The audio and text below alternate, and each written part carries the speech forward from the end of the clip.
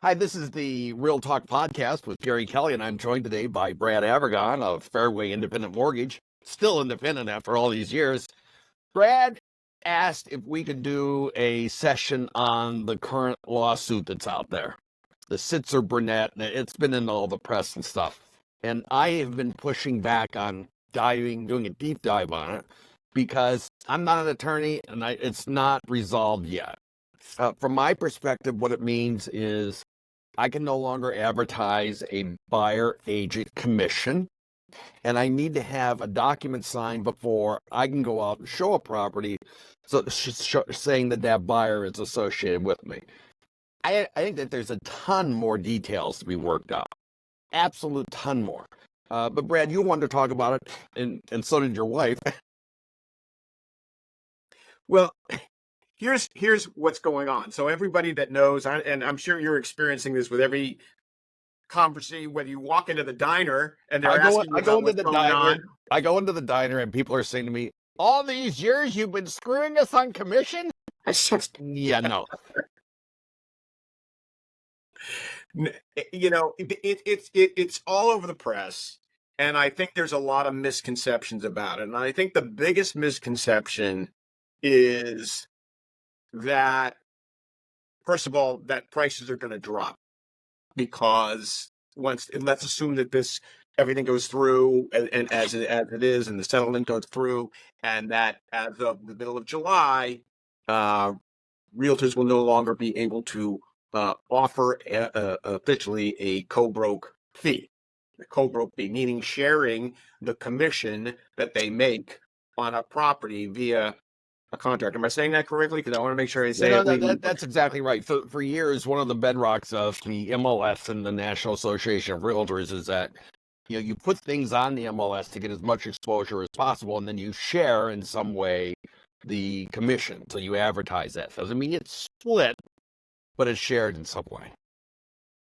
So the first misconception is that prices will drop, and what I would have every person thinking about what they would sell their house for today ask themselves is, would you sell your house for less money because you didn't have to pay a co-broke fee, or would you sell your house for what the market was willing to bear, and you would maximize that extra difference in profit to yourself? And I think the honest answer is that most people would choose to maximize their profit. They have less expenses, so they're going to make a little bit more money. I want to point out one thing on that. When people are going in and they're doing comparables or comparative sales, the comparative sales have the selling and the buying agent fees already baked in. So you're comparing to that number. So I don't see anyone going and saying, well, now that that's in there, I need to back off my sales price, my list price by X percent. That's not going to happen. The other thing, Brad, and this starts to talk to your business, is right now, those fees can be baked into the mortgage. Okay? The commissions are baked into the mortgage. I can't do that. Figure that. I want to make sure. When you buy a house and there's a 5% commission that's being paid, the buyer can get part of that, of all of it, covered as a part of the cost of the house. Right, it's part of the purchase price, but it's now it won't be part of the purchase price. Right. And well, who's going to pay that? The idea is a buyer is going to reach into their pocket. Well, I don't know, Brad. I'm going to be dramatic for a second. Yeah. I have enough maybe for dinner tonight. I don't have enough for a commission on a house. It just doesn't work that way. And I don't find first-time buyers, they're shaking the couch to get the money to just buy the house, let alone pay a commission. Right. I want to draw a very, very clear distinction because I don't want people to get confused. What Gary is saying is right now, the price of the house is the price of the house. As long as the appraisal value comes in, that's fine. The co-broke fee is paid out of the listing side, but it's built into the cost of the transaction. So the buyer doesn't have to come out with additional funds. Right. If this passes, what will happen is in order for a buyer to get representation, they will have to pay out of their pocket, okay? Out of their pocket, in addition to their down payment, in addition to their closing costs, they will have to pay out of their pocket what may be 2 to 2.5% to a buyer agent. Right. We do not have the ability at the present time to finance that in to the loan amount. We cannot add that on top of the mortgage amount without breaking loan to value levels and things like that. So if someone's putting the minimum down, let's say for a first time home buyer is 3%. If they're putting 3% down as a first time home buyer, we can't say, okay, you're going to put your 3% down and maybe you've got enough to cover your closing costs, but we'll also add in that 2.5% co-broke fee, buyer agency fee. Buyer agency fee. We're going to add that in. We can't do that. So the buyer may have to go without a buyer agent to help guide them through that transaction. I believe that is not great. Here's the thing. If you buy and sell houses all day long, you're an investor, as an example, you begin to learn what to look for. And you begin to learn what things cost. And so if you see a sagging roof line, you know to go up on the roof, look for cracked rafters, that kind of stuff. And based on that, you can determine to fix that what it's going to take. If you're a first-time buyer, you may not have a clue. May not have a clue at all. You know, people going in, they look at a house and they'll see in the attic some black or graying panels on the roof. Well, that's most likely, without testing, that's most likely mold. And when people hear mold, they run. Well, mold can be dealt with. Anything in a house can be dealt with. It's cost. Cost is what it boils down to. And if there's mold in a house, it can be dealt with. The only thing I've heard that really throws a pipe wrench into everything is you've got this cement that's out in central Mass and up to southern New Hampshire where the foundations are crumbling. That's an expensive problem. That's jack the house up, replace the foundation. That's a bigger deal. My point is solely this. If you're a first-time buyer, you need to understand what a big deal is and what a little deal is.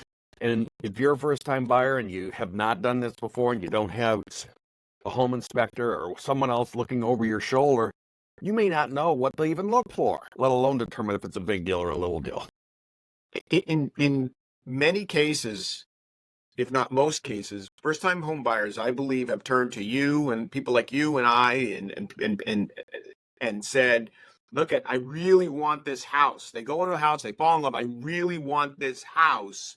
Can I waive this? Can I waive that? Can I waive my home inspection? Because we're in a competitive market. I want to get this house. It's multiple bids. What can I do? Okay.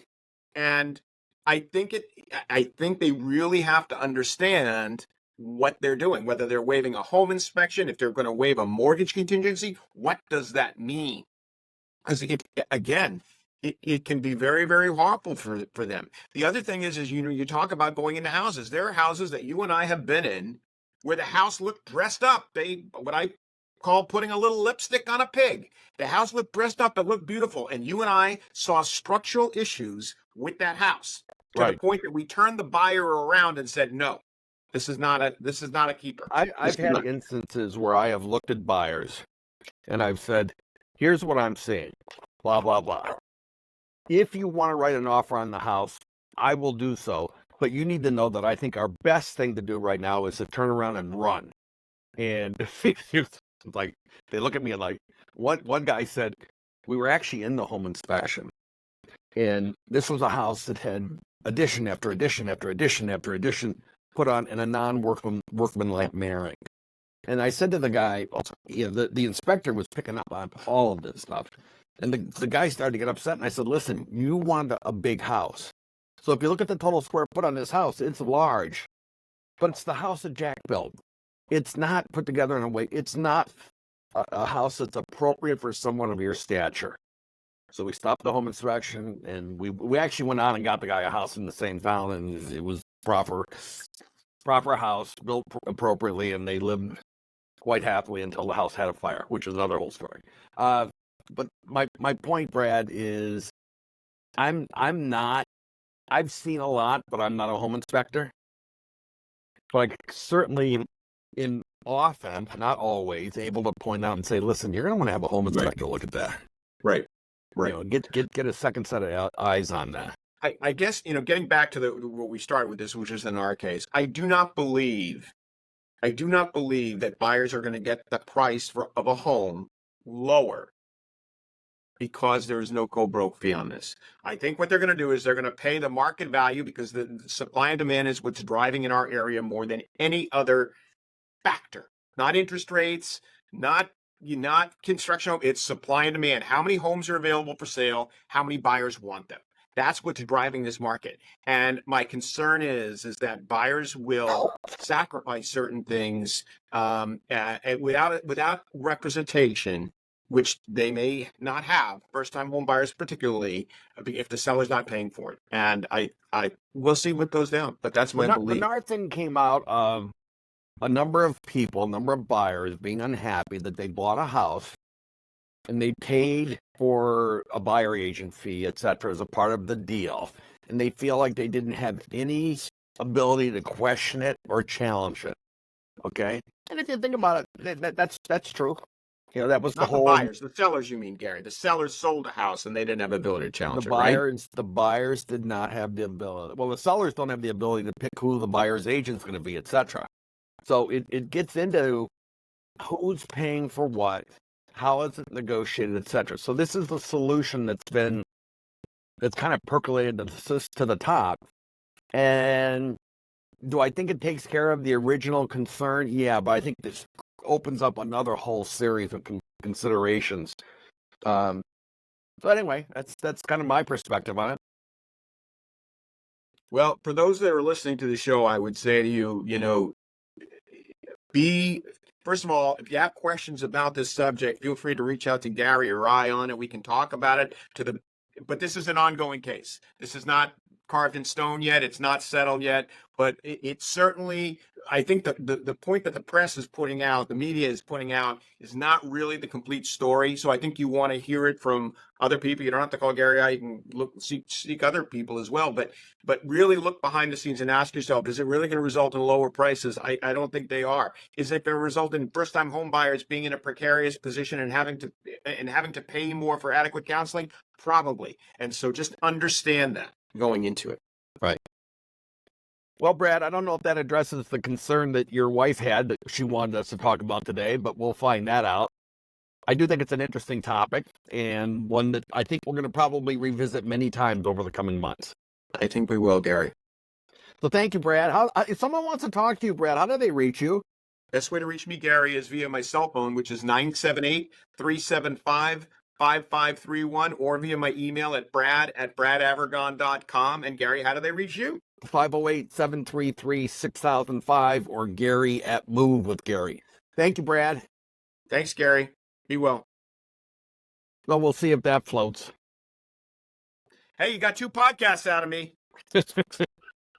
And we got to get together and talk about the houses that are out there. Yeah. Anyway, I've got to fly. I'll see you. Thank you.